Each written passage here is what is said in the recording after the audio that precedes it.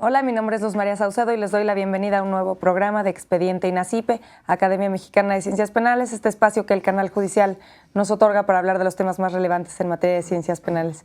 El día de hoy estamos de fiesta, estamos en un periodo de celebraciones del 40 aniversario del Instituto Nacional de Ciencias Penales y qué mejor que teniendo una personalidad del tamaño del doctor Zaffaroni que nos acompaña. Nos acompaña el doctor Eugenio Raúl Zaffaroni, quien viene de Argentina y es secretario ejecutivo de la Asociación Latinoamericana de Derecho Penal y Criminología y también es juez de la Corte Interamericana de Derechos Humanos. Doctor Zaffaroni, muchas gracias por venir con nosotros. No, al contrario, es un gusto, un gran gusto. El tema que tocaremos es el poder de la palabra en el derecho penal. Usted participó en el Congreso Internacional Sí. Del 40 aniversario del INACIPE y se habló a lo largo del Congreso, se tocó y fue un tema recurrente la violencia, el incremento de la violencia, sobre todo en América Latina. ¿Nos podría platicar usted por qué considera que se da este fenómeno? Bueno, primero no me atrevo a decir que sea toda América Latina. América Latina tiene un mapa de la violencia bastante divergente. Creo que una puede ser la circunstancia de Brasil, por ejemplo, otra es la de México y otra es la del Cono Sur. En el Cono Sur me atrevería a decir que no hay un brote de violencia. Es decir, me estoy refiriendo a Uruguay, Argentina, Chile. El resto de América Latina presenta un panorama heterogéneo. Venezuela presenta un brote bastante raro, bastante atípico. Me resulta difícil de diagnosticar qué es lo que sucede. Brasil presenta un incremento alarmante de violencia institucional, es decir, ejecuciones de tipo policial, digamos, con alguna preocupante inclinación de tipo racista. Es decir, entre las víctimas, que son normalmente adolescentes o jóvenes, van predominando, va subiendo el porcentaje de afros. México es otra situación y Centroamérica es otra situación, donde es de toda evidencia que cumple un papel absolutamente central la cuestión del narcotráfico, fundamentalmente la cuestión de la cocaína, ¿no? Son circunstancias distintas, ¿no? Lo cierto que los índices de América Latina, los índices de homicidio de América Latina, me estoy refiriendo a cifras oficiales, ¿no? Los índices son los más altos del mundo, son los que superan los 20 por 100.000 anuales. Son, según las investigaciones de Elías Carranza, son más de 25 países, de los cuales 19 los tenemos en América Latina y el Caribe y 5 en África. Y siguiendo estas investigaciones de Elías, que manejando cifras oficiales de UNESCO, etcétera, claro, resulta que también somos campeones de otra cosa. Tenemos los índices, los coeficientes de Gini muy altos. Es decir, somos campeones de la inequidad en la distribución de la renta. Los 6 países, es cierto que África es más pobre que nosotros, pero tiene menos inequidad, menos concentración de riqueza. Son todos más pobres. Acá la diferencia entre el más rico y el más pobre en América Latina es muy grande. Y de aquí viene el tema de la exclusión social, ¿no? Sí. En México, últimamente también en el programa hemos hablado de este tema y parece que cada vez se hace más grande el abismo entre los incluidos y los excluidos.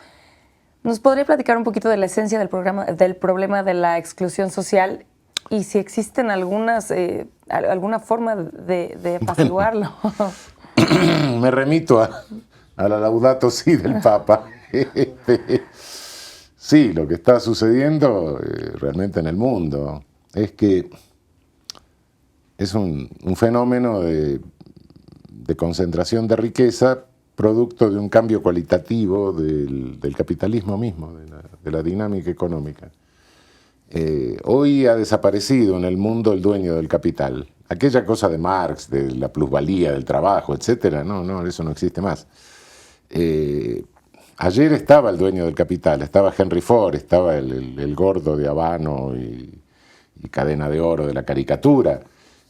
Bueno, con el dueño del capital se puede negociar, el Estado ejerce su poder en el medio entre la fuerza de capital y trabajo. Pero hoy el poder se concentró en grandes corporaciones transnacionales, inmensas corporaciones transnacionales cuyo poder, cuya capacidad económica supera a los estados, y además como son transnacionales y debido a la revolución tecnológica esta que da lugar a este momento que se llama globalización de poder planetario, tiene una ventaja, la política siempre es local, ellos se trasladan, el poder de ellos es transnacional, supera el poder local de la política. Y bueno, ¿qué ha sucedido? Estas corporaciones transnacionales, con ellas no se puede negociar. No se puede negociar porque no están manejadas por el dueño del capital, no sabemos de quién es el capital. Están manejadas por empleados que son gerentes, bien pagos por supuesto, pero gerentes. Y cuya misión es clara, es una misión de obtener la mayor ganancia en el menor tiempo posible. Y si no lo logran obtener, bueno, los despiden y hay una competencia terrible por ocupar el mismo lugar, ¿no? Entonces, esto le quita aquel poder de mediación histórico que tenían los estados cuando generábamos un estado de bienestar, más o menos, un estado que podía repartir. Ese poder de mediación entre capital y trabajo desaparece. No. Entonces, ahí, bueno, este es el problema. Hoy todo ese conjunto forma lo que es el capital financiero. Y el capital financiero es el que va generando incluso crisis, extorsiona. Ya no hay un vínculo entre la política y el establishment económico como había siempre, más o menos, se criticaba, etcétera, pero había. No, hoy el establishment se comió a la política, ¿no? Aquello que decía el viejo Eisenhower, y no estoy nombrando una palomita, en su discurso de despedida, cuando dijo, bueno, los intereses estratégicos de Estados Unidos amenazan con ser reemplazados por los intereses del complejo industrial militar. Y bueno, hoy los intereses de las corporaciones se comieron directamente lo que antes eran los intereses estratégicos de los estados, ¿no? Entonces, antes el imperialismo eran los intereses estratégicos de los estados con un vínculo con el establishment. No, hoy es directamente el establishment que se comió a la política, ¿no? Quien crea que Frau Merkel o Mr. Obama tiene poder, no, tiene un poder muy limitado. Tiene el poder que le deja el espacio que le concede el poder de las corporaciones. Y eso lo estamos viendo en nuestros países, ¿no? Entonces el Estado no puede crear políticas públicas para aligerar la exclusión. Les puede, inmediatamente es sitiado por las corporaciones. Y estamos viendo lo que está pasando en Brasil, estamos viendo lo que está pasando en mi país. Directamente, bueno, en Argentina tenemos a los gerentes de las corporaciones como ministros, ¿no? Bueno, en fin, que eso es lo que está sucediendo. Y todo eso forma parte de un entramado económico muy, muy complejo. Si no logramos retomar la conducción de la política, no podemos hacer una política redistributiva más o menos razonable de un Estado que trate de incorporar. Y el modelo de sociedad que nos impone este poder de las corporaciones, del capital transnacional, este es el modelo de sociedad 30-70, 30% incluido, 70% excluido, y ese 70% hay que controlarlo de alguna manera. Una manera es hacer que no piensen, otra manera es hacer que se maten entre ellos. Ya no, los genocidios ya no se producen porque los estados se ocupan de matarnos, no. Usted, ya que toca el tema de genocidios, también habla acerca de los genocidios por goteo. Y ¿nos podría platicar un poco de en qué consiste esta idea? Bueno, hace un momento les dije que tenemos los más altos índices de violencia, de muerte violenta. Sí, sumemos eso a los muertos que tenemos por tránsito, por inadecuación de nuestras carreteras, de nuestra ruta, de nuestros medios de comunicación, a los modelos y al número de vehículos que tenemos, a la comunicación. Sumemos los muertos que tenemos por falta de programas sanitarios, de vacunación, de prevención, etc. Sumemos los muertos que tenemos por inseguridad laboral. Sumemos los muertos que tenemos por discriminación en la atención de la salud. La atención de la salud cada vez se va haciendo más cara porque se va haciendo más sofisticada. Hay discriminación clasista, hay discriminación etaria en la atención de la salud. Hay muertos por déficit de esto, sobre todo niños y ancianos. En fin, sumemos todo eso y vamos a ver que anualmente nos estamos echando una ciudad de respetables dimensiones en nuestra región. Bueno, es una Hiroshima y Nagasaki que nos estamos echando más o menos por año, ¿no? Y esto es resultado de la violación del derecho humano al desarrollo, que es históricamente nuestro primer derecho humano, claro. Y si a eso le sumamos que resulta funcional para la reducción y la contención y las contradicciones de la exclusión, el efecto que tiene esta fabricación artificial de oro blanco que es la cocaína, y bueno, directamente, entonces, claro que esto es un genocidio por goteo. ¿Y esta es una característica solo un fenómeno que se da solo en países con subdesarrollo? Claro, porque es la violación del derecho al desarrollo, sin lugar a dudas. ¿Qué es lo que nos es? Claro, exactamente. Y entonces solo se puede y no se puede cambiar. Sí, claro que se puede cambiar, todo se puede cambiar en el mundo. La utopía tiene que seguir funcionando. ¿Cómo no se va a poder cambiar? ¿Cuál es la primera condición del desarrollo? La independencia, ¿no? Bueno, estamos peleando por el desarrollo de nuestra independencia, hace 200 años que estamos peleando por el desarrollo. Y vamos para adelante, de repente se nos para, de repente volvemos para atrás, de repente seguimos para adelante. Claro que se puede cambiar y seguiremos peleando para que se cambie, por supuesto, ¿no? Doctor, el título de este programa es El poder de la palabra. ¿Por qué hablar del poder de la palabra? Podría ser un tema pues un poco ambiguo. ¿De qué estamos hablando? Bueno, estamos hablando de diversas cosas. En principio, estamos hablando de una creación de realidad a través de medios masivos, que es lo que nos sucede en toda nuestra región. Nuestros medios masivos están en manos de capital financiero, están en manos de las corporaciones. No es cierto que respondan a las corporaciones, son parte directamente. Bueno, por ser parte, naturalmente tienen que tener el discurso funcional a la sociedad 30-70, ¿no? Que en cada situación geopolítica de nuestros países es diferente, pero sustancialmente es lo mismo. Por ejemplo, en efecto de violencia. Hace un rato les decía que ya en el Cono Sur, en el fondo, no tenemos un brote de violencia, pero entonces, ¿qué hacen los medios masivos? Todos los días reproducen el homicidio que hay ese día, que entre 13 millones de personas tiene que haber un homicidio, ¿qué vamos a hacer? Y sobre todo si tiene algún componente de tipo morboso, algunos homicidios, otros no los muestran. Los que se producen entre excluidos no los muestran. Pero si hay algún muerto de clase media y si tiene algún componente morboso, así, de crueldad particular, eso le produce al comunicador que lo está anunciando una insólita alegría.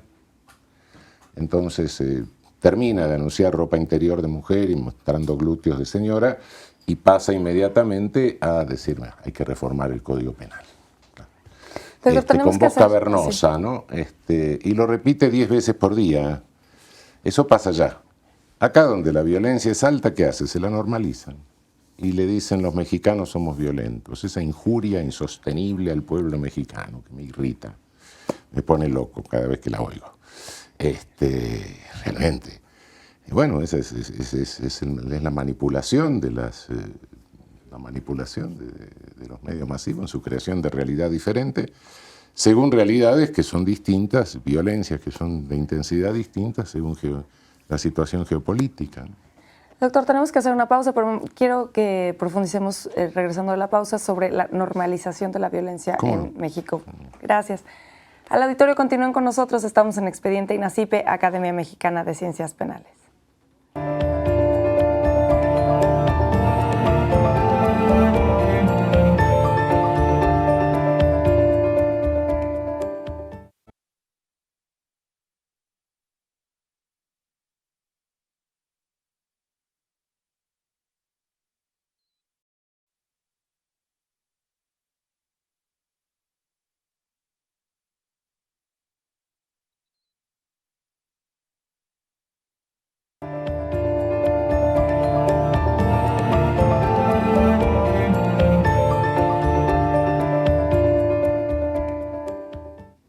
Gracias por continuar con nosotros en Expediente INACIPE, Academia Mexicana de Ciencias Penales.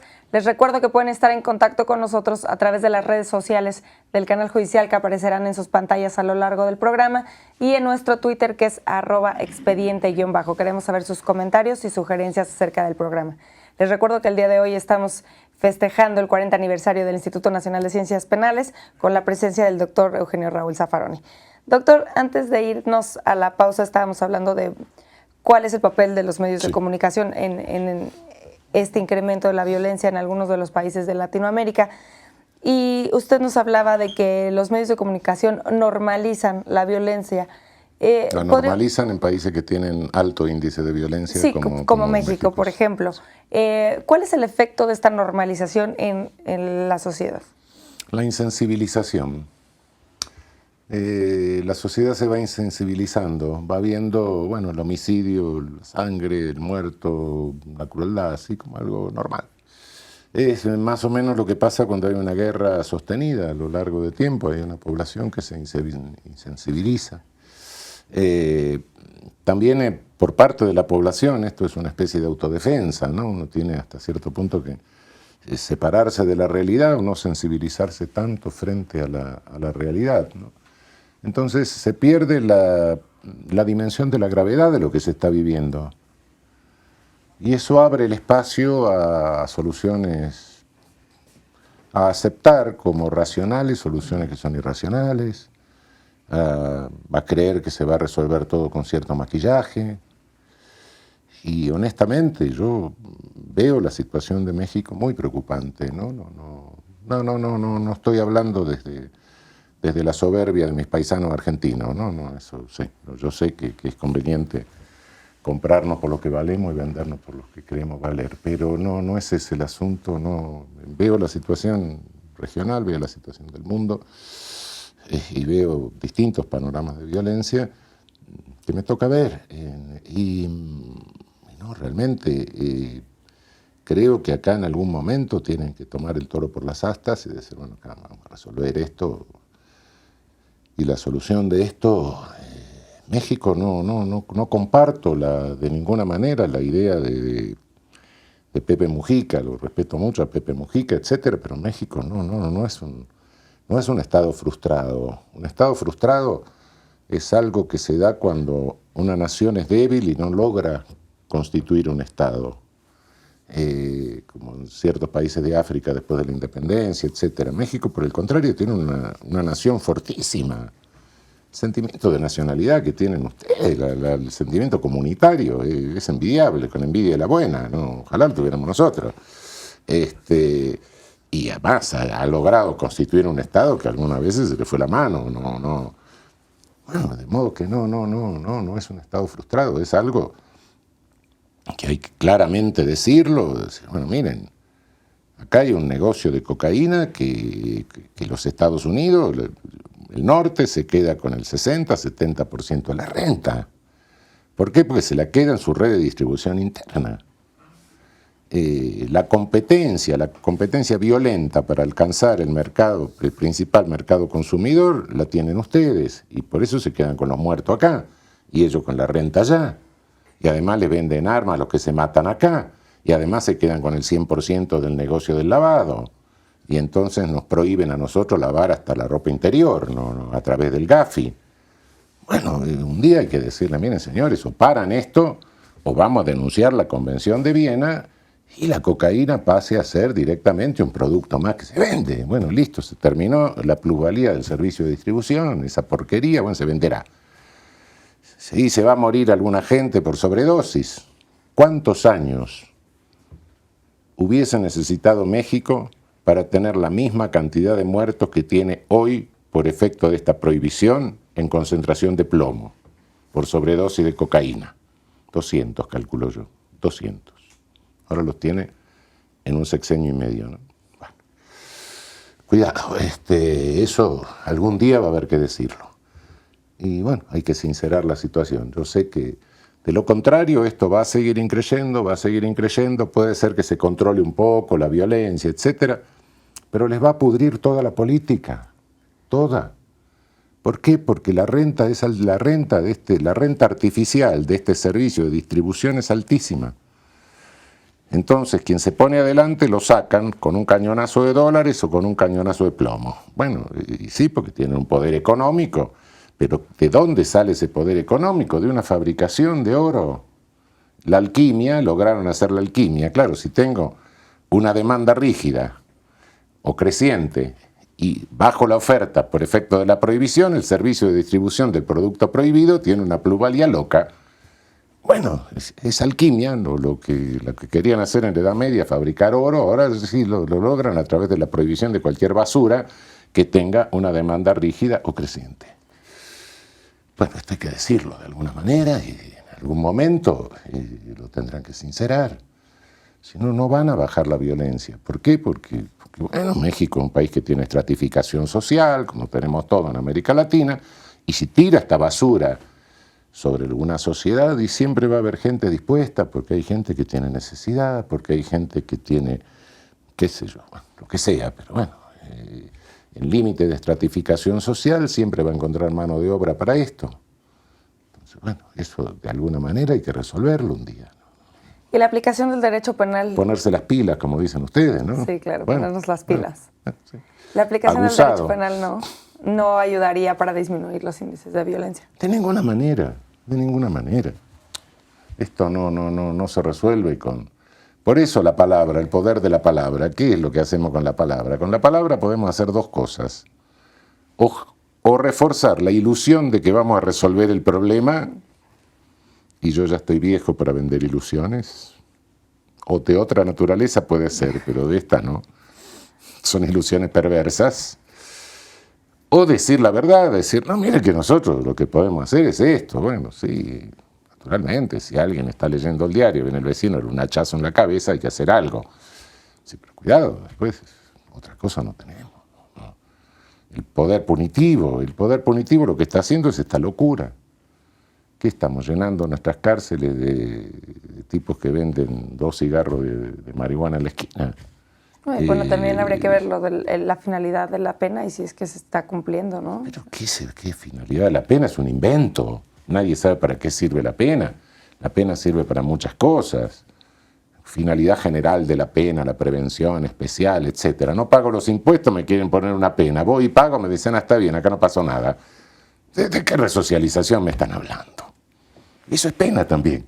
Y claro, bueno, la ley tributaria me establece una pena. Pero pagué y no hay más pena, ya me resocialicé. ¿De qué estamos hablando? Sí, claro. La pena cumple distintas funciones según las circunstancias, según de qué hecho se trate. Y se quiere dar el mismo remedio. Pero usted abre el Código Penal. ¿Me puede hacer el favor de decirme qué tiene que ver o qué vinculación hay o qué semejanza hay entre la violación de una mujer y el libramiento de un cheque sin provisión de fondos? Salvo que los dos están en el Código Penal y se encuadernan en el mismo libro, no hay ninguno. Son dos conflictos totalmente diferentes que deben resolverse o decidirse de manera totalmente diferente. No, nosotros lo resolvemos. Si son 6 meses, o son 8 años, o son 4. Estamos los vendedores de ilusiones atrás del mostrador de la tienda que vende ilusiones, sacamos el metro y decimos, bueno, la violación vale tanto, entonces te corto 2 metros, el otro vale tanto. No, eso no puede resolver nada. También viene la aplicación del nuevo sistema en México, el sistema de justicia penal acusatorio, que justo el día de ayer cumplió su plazo para que se implemente al 100%. ¿Esto no podría ser beneficioso, por ejemplo, con los medios alternativos? Es posible, no lo sé. Realmente le tengo, bueno, en abstracto, naturalmente, que claro, uno le pregunta, bueno, ¿qué prefiere, el acusatorio o el inquisitorio? Voy a preferir el acusatorio. Bueno, a nadie le va a gustar la Inquisición, no, eso está claro. Pero cuidado con esto del contradictorio, porque sucede lo siguiente, y esto es experiencia. Nosotros tenemos juicio oral desde hace muchos años. con juez de instrucción, pero juicio oral. Acá, bueno, se hace el acusatorio puro, que ahora lo quieren poner en la Argentina también, donde la instrucción la hace el Ministerio Público, claro. Bien, allá porque hay una lucha entre los jueces federales y el Ministerio Público a ver quién tiene el... Bueno. Está bien, sí, puede hacerse. El Ministerio Público de México es muy fuerte, muy fuerte. Y de independiente tiene poco. No. Bueno, vamos a llegar a un plenario contradictorio, supuestamente, donde está la posibilidad de la plea bargaining, ¿no? De la negociación, o juicio abreviado, como le quieran llamar, ¿no? Distintos nombres, pero es lo mismo. Se agarra al sujeto y se le dice, bueno, mira, yo te voy a ofrecer un poco menos de pena y arreglada por esto, porque si no, de lo contrario, va a ir a un juicio oral donde te van a poner más pena. Y efectivamente pasa eso, si el sujeto no arregla, va a un juicio oral, donde los jueces van a estar aburridos de hacer juicio oral, tapados de hacer juicio oral.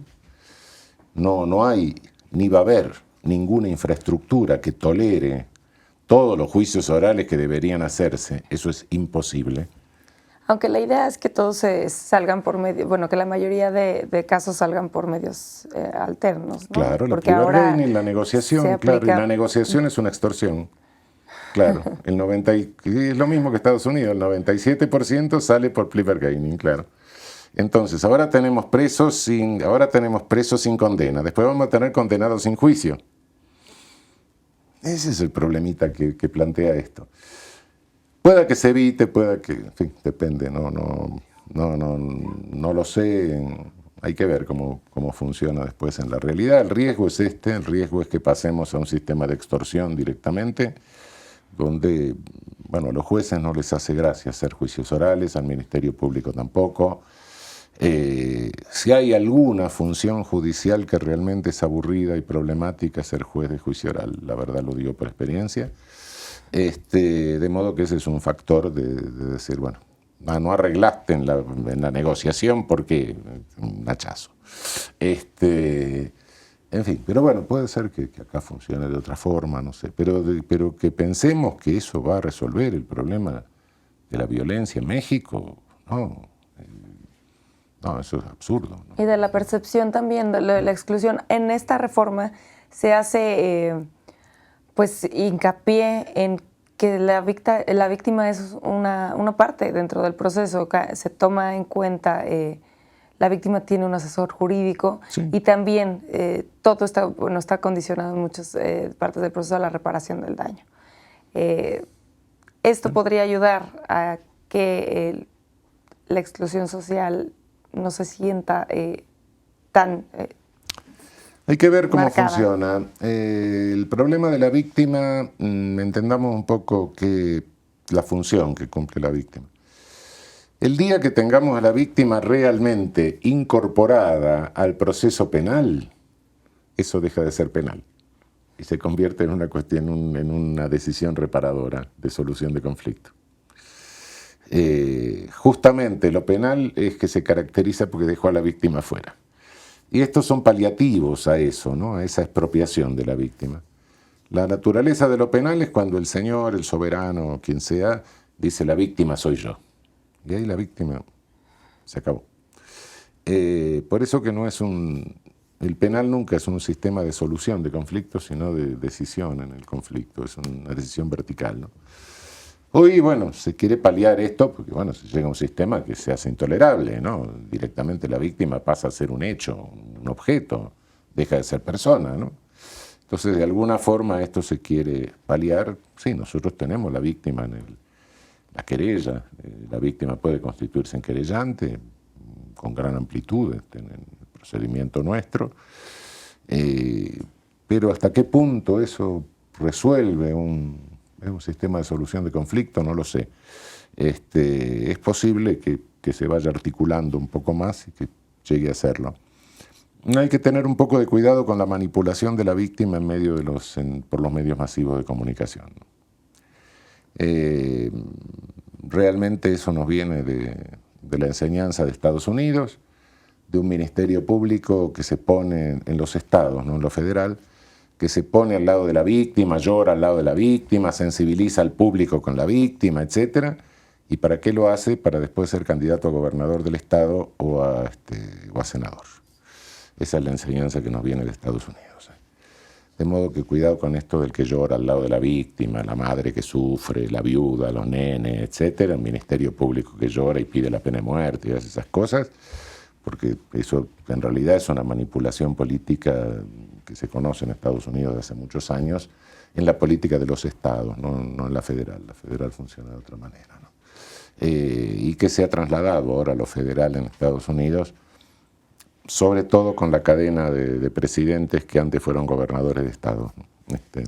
En el país del norte. Pero la víctima, fuera de cosas reparadoras, donde puede... Y la víctima fundamentalmente quiere venganza y es razonable, ¿no? Es perfectamente, es irracional, pero es razonable. Sí. ¿Qué sé yo? Bueno, si a mí me matan a un ser querido, quiero que lo revienten al otro. Y sí, emocionalmente es así. ¿Cómo voy a criticar que quiera eso? Pero cuidado, que eso que es racional, los medios masivos lo desvían. Después quiere que revienten a cualquiera. Y eso ya no es venganza, ¿eh? Eso es manipulación de los medios masivos. Yo hasta entiendo y comprendo, y me podría pasar lo mismo a mí o a cualquiera, sí, la venganza contra aquel. Pero cuidado con este asunto de no extendamos, porque entonces se usa a la víctima para una propaganda de tipo punitivista, se le está desviando, ¿eh? Y eso es la manipulación de los medios masivos de comunicación monopolizados. Es uno de los fenómenos. Sinceramente, en América Latina no vamos a tener democracia mientras tengamos medios masivos de comunicación monopolizados. Mientras no prohibamos en nuestras constituciones la monopolización de medios masivos de comunicación, fundamentalmente de medios audiovisuales. Es justo uno de los problemas que hemos enfrentado en México en materia de los medios de comunicación, es que se han hecho juicios, que los medios de comunicación se han vuelto jueces, no solo los medios masivos, también las redes sociales. Hay recientemente un caso que es muy sonado, muy famoso, donde 3 adolescentes violan a una niña, una menor de edad, no, una niña, en el estado de Veracruz, y salen en redes sociales, se les trata como violadores, delincuentes, previo a que haya ningún tipo de proceso. Esto es convertir a los medios también y a la sociedad en jueces. ¿Cómo lo que aquí se pone y se debilita es la presunción de inocencia? ¿Cómo hacer que los medios de comunicación y la sociedad en general respete la presunción de inocencia? Y si me lo pregunta a mí, yo soy el dueño de todos los prostíbulos de la ciudad de Buenos Aires, según los medios de comunicación de Argentina. La presidenta Cristina Kirchner asesinó al fiscal Nisman.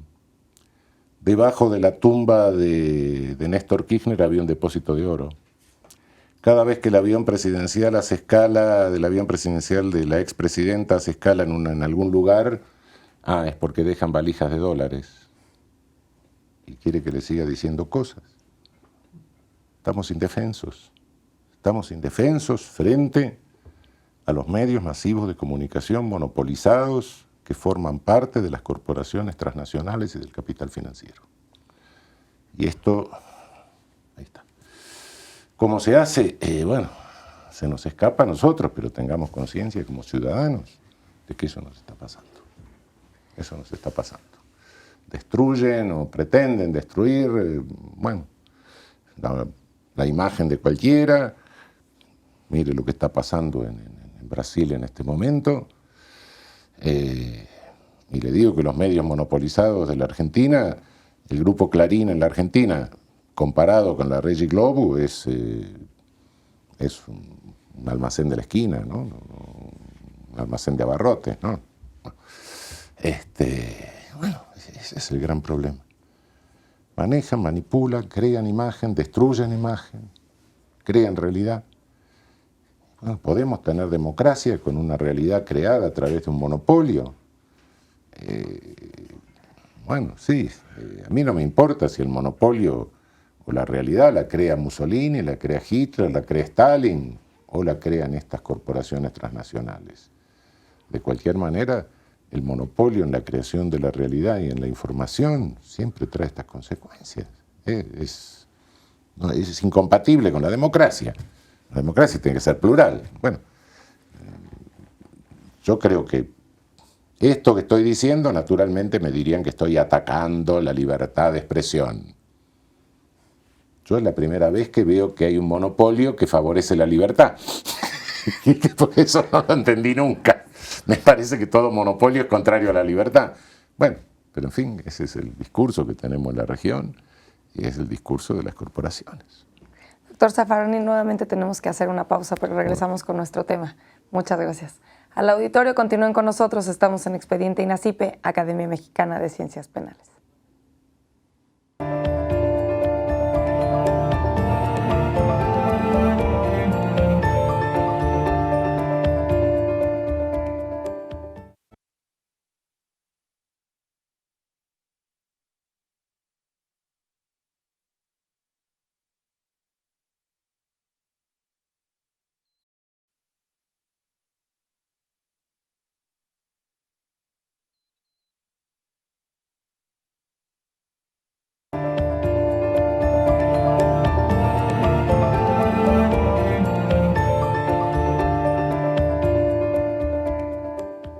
Gracias por continuar con nosotros en Expediente INACIPE, Academia Mexicana de Ciencias Penales, y en esta celebración del 40 aniversario del INACIPE. Les recuerdo que pueden estar en contacto con nosotros a través de las redes sociales del canal judicial que aparecerán en sus pantallas y en nuestro Twitter, que es @expediente_. Queremos saber sus comentarios y sugerencias acerca de este tema. El día de hoy nos está acompañando el doctor Zaffaroni. Doctor Zaffaroni, para terminar con el tema de los medios de comunicación. Bueno, terminar con los medios de comunicación va a tardar un rato. Bien. No. Para terminar con nuestra plática. ¿Cuáles son los efectos que tiene en la sociedad? Ya me había mencionado algunos, pero en una de las ponencias que tuvo en el INACIPE hablaba del pesimismo. ¿Cómo no caer en el pesimismo al ver esta situación de normalización? Sí. No. Los medios de comunicación son creadores de realidad. No solo de información, sino de realidad. Nosotros nos comportamos conforme a lo que, yo no sé, lo que pasa en Siria, no sé, a través de los medios de comunicación. Y tampoco cuando vivimos en ciudades así grandes, tampoco sabemos lo que pasa en otra colonia, ¿no? Bueno, lo vemos a través de los medios. De modo que lo que determina nuestro comportamiento cotidiano son los medios. Eso daría la impresión que no tiene solución, que es un poder omnipotente. No, hay un límite, Pueden crear realidad hasta cierto límite. A veces ese límite es grave, sí, es serio. Pero de cualquier manera hay un límite de creación de realidad. Y de alguna manera, bueno, hay una cierta forma plural de enterarse de algunas cosas por otras vías. En fin, no es que los medios de comunicación le puedan crear realidad eternamente a toda una población. Sí pueden volcar una elección, eso sí. Un 10-15% lo pueden manipular, pero no el 100%. ¿no? Hay algunas realidades que chocan con lo que uno vivencia cotidianamente, y bueno, ahí hay límites. Y por otra parte, no. Esto de la izquierda triste, la Traurigelinque, no, cuidado, no. Nosotros, los latinoamericanos, llevamos peleando 500 años. Ha pasado de todo. Bueno, y la humanidad también. ¿Cuál podía ser la visión que tuviera alguien en el año 40? Hay algunas cosas, sí, pasaron cosas terribles, sí, bueno, qué sé yo. Es un poco más grave ahora. Es verdad, este siglo tenemos que tener las pilas mejor puestas.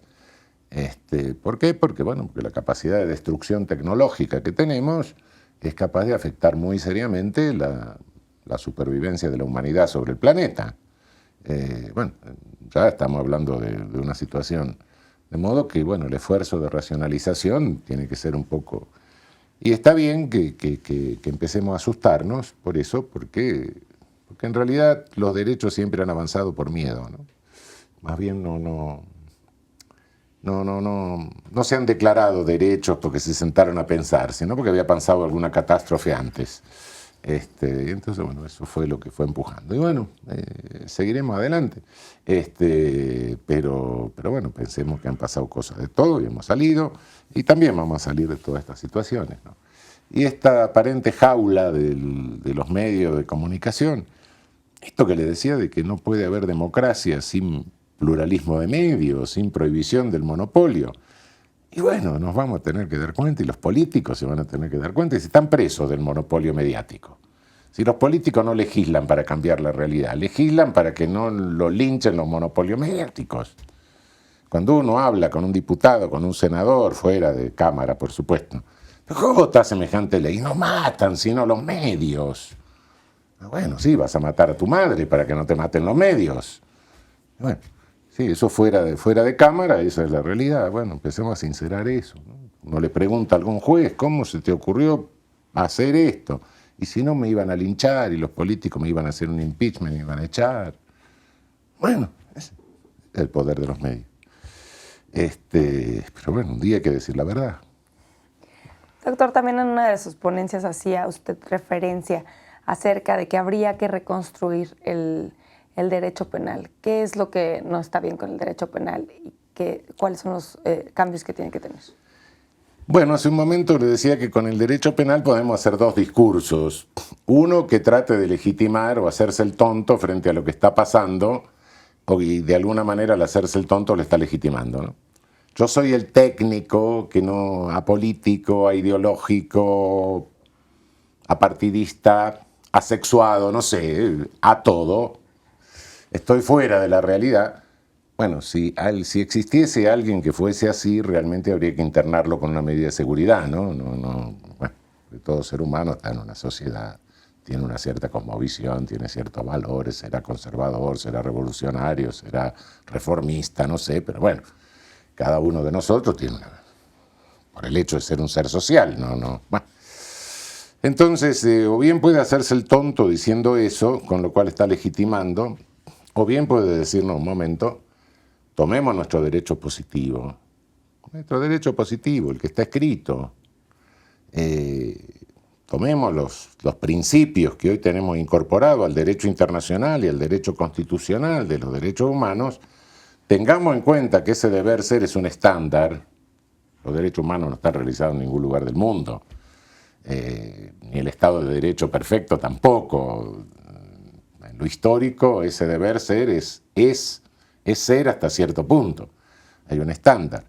Y repensemos toda la doctrina y todo lo que decimos en base a que nuestra doctrina son proyectos de jurisprudencia que le estamos dando a los jueces, son discursos de formación de los operadores futuros del aparato punitivo. Entonces, bueno, hagamos un discurso dirigido a jueces, dirigido a operadores, a la formación de operadores, que impulse permanentemente el avance de ese estándar de realización de los derechos humanos en la realidad social, ¿no? Que vaya acercando ese ser al deber ser, ¿no? Nutrido con datos de realidad, por supuesto, porque de lo contrario no sé de qué punto, de qué estándar parto, cuál es la situación actual y tampoco tengo los datos para impulsarla en sentido positivo hacia el futuro, ¿no? Bueno, yo creo que hay que reconstruir el derecho penal y creo que todo el derecho, en definitiva, desde este punto de vista, ¿no? Desde el punto de vista de constitucionalizar, internacionalizar en este sentido más el derecho penal.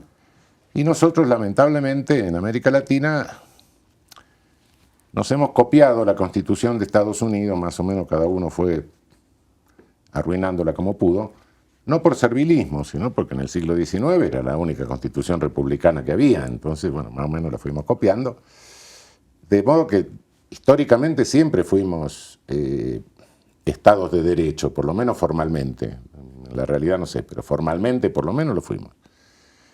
Y la enorme contradicción es que importamos toda nuestra doctrina jurídica, no solo penal, sino civil, administrativa, etcétera, de Europa. Y Europa no conocía el control de constitucionalidad, no eran estados constitucionales de derecho, eran estados legales de derecho hasta la Segunda Guerra Mundial prácticamente. hubo ensayos así, pero fracasaron, y hasta la Segunda Guerra Mundial, Europa eran estados legales, no constitucionales. Trajimos la doctrina, no constitucionalizamos suficientemente nuestro derecho, no bajamos de la Constitución a cada una de las ramas del derecho. Bueno, ahora tenemos que hacerlo, tenemos que superar esa contradicción de lo que hemos hecho en la formación de nuestro saber jurídico. Doctor, usted fue ministro de la Corte Suprema en Argentina. Quisiera que nos platicara de alguna sentencia en materia penal que haya tenido relevancia constitucional. Bueno, varias. Bueno, quizá lo más importante que hayamos hecho en los primeros años de mi gestión en la Corte fue cuando declaramos la inoperatividad de las leyes de amnistía frente a los genocidas de la última dictadura militar. Después tuvimos alguna sentencia que trascendió menos, declaramos la inconstitucionalidad de la justicia penal militar, lo cual determinó al cabo de un tiempo que se derogase el Código de Justicia Militar, se incorporasen algunos delitos propios de militares al Código Penal y pasase toda la competencia de la justicia penal militar a la justicia federal. Se suprimió directamente el fuero militar. Después tuvimos alguna sentencia declarando inconstitucional la medida de seguridad por tiempo indeterminado en razón de pluralidad de delitos, etcétera, que sería un poco la inconstitucionalidad del three strikes and you are out de los norteamericanos hoy. En fin, creo que más o menos esas han sido. Bueno, declaramos la habilidad de la víctima como querellante para llegar a todas las instancias al lado del Ministerio Público, con el mismo poder casi que el Ministerio Público, lo cual no fue criticado, porque sí es cierto, a veces daría la impresión que convertimos la acción en una acción dependiente, en una acción privada, ¿no? Cuando el Ministerio Público deja de actuar y la víctima sigue, la querella sigue adelante. En fin, más o menos eso han sido los quizá puede haber alguna otra, pero fundamentalmente esas han sido. ¿Y nos podría platicar un poco de su experiencia como juez en la Corte Interamericana de Derechos Humanos? Bueno, es una experiencia interesante, aunque como está funcionando el sistema interamericano, creo que las decisiones nuestras en la Corte más bien tienen el valor de bajar línea hacia los superiores tribunales, hacia las cortes de la región, más que a resolver conflictos, porque nos llegan los conflictos con mucho atraso. Nos llegan los conflictos con 15 años, 20 años. Se filtran a través de la comisión, que es una especie de embudo que se llena de denuncias. Esas denuncias se tramitan en la comisión, demoran bastante, y finalmente cuando nos llegan a nosotros ya pasó mucho tiempo, por regla general. De todas formas, creo que sí, esta función de bajar línea, con jurisprudencia más o menos, se discute la obligatoriedad, etcétera, pero bueno, más o menos marca un sendero jurisprudencial. En ese sentido creo que es positiva. En el sentido de lo que es de la solución del conflicto para la víctima de la violación de derechos humanos, y lamento decir que es muy, muy tardía, ¿no? Demasiado tardía. En la última sesión hemos visto incluso un caso en que la víctima había muerto, ¿no? Bueno. Y bueno, en México en 2011 hay una reforma constitucional en materia de derechos humanos donde se coloca en el primer término a nivel constitucional, en un bloque constitucional, a los derechos humanos. ¿Usted cree que México ha cambiado o puede cambiar después de esta reforma constitucional? ¿Qué efectos tiene? Bueno, lo que puede cambiar es la jurisprudencia mexicana y nosotros lo hicimos también en el 94. Teóricamente sería innecesario. Desde un punto de vista puramente teórico, conforme a derecho internacional y a la teoría del derecho único, porque la teoría del doble derecho es irracional y la usaron los colonialistas más bien, conforme a la teoría del derecho único, desde el momento que un país ratifica un tratado internacional de derechos humanos, bueno, no puede argumentar que tiene dificultad interna para aplicarlo. y tiene vigencia interna. Pero esto no está. Es cierto que si bien esto teóricamente, doctrinariamente es lo correcto, bueno, nosotros hemos tenido jueces que dijeron no, tenemos el doble derecho, como si fueran los ingleses cuando, bueno, con el colonialismo que no se lo aplicaban a sus colonias. Eso es derecho internacional, pero no rige internamente, y supongo que acá habrá pasado lo mismo. Entonces, en el 94 nosotros, y ustedes ahora con la reforma constitucional, y bueno, hemos tenido necesidad de ponerlo en la Constitución expresamente. Dice, mire que estos tratados tienen la misma jerarquía que las disposiciones de esta Constitución. Bueno, sí, son ley suprema de la nación, sí. No era necesario decirlo, pero bueno, fue necesario. Ayuda a reforzar. Con lo cual, bueno, ya no va a poder haber un juez que diga, no, mire, esto no tiene vigencia interna. No, cuidado.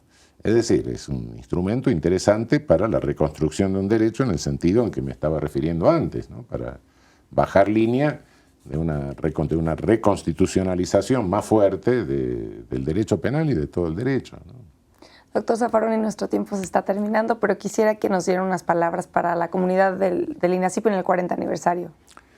Bueno, me resulta particularmente emocionante esto del 40 aniversario. Como lo dije ahí en el INASIPE, yo tengo muchísimo que agradecerle a México y sobre todo a mis maestros mexicanos, a don Alfonso Quirós Cuarón, a Celestino Portepetit, a los que fueron los de los tiempos heroicos de la fundación del INASIPE, Sergio García Ramírez, que era más o menos de mi generación, en fin.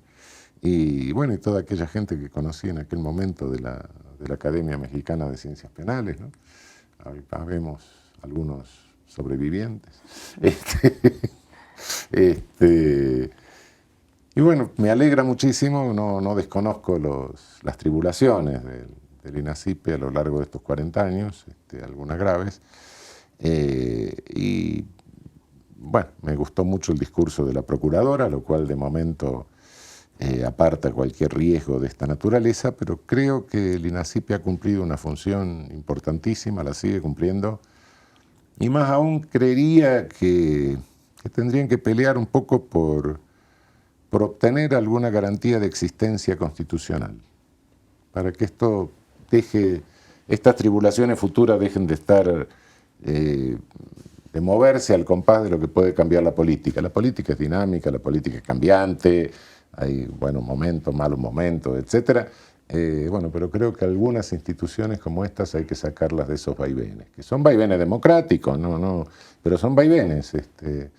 Bueno, creo que alguna institución de esta naturaleza hay que preservarla un poco, darle alguna funcioncita constitucional que garantice que, bueno, por lo menos lo tienen que mantener para esa función. Doctor, muchísimas gracias. Ha sido un honor compartir con usted este espacio. No, muchísimas gracias. Al auditorio, los espero la próxima semana en un nuevo programa de Expediente INASIPE, Academia Mexicana de Ciencias Penales. No se los pierdan.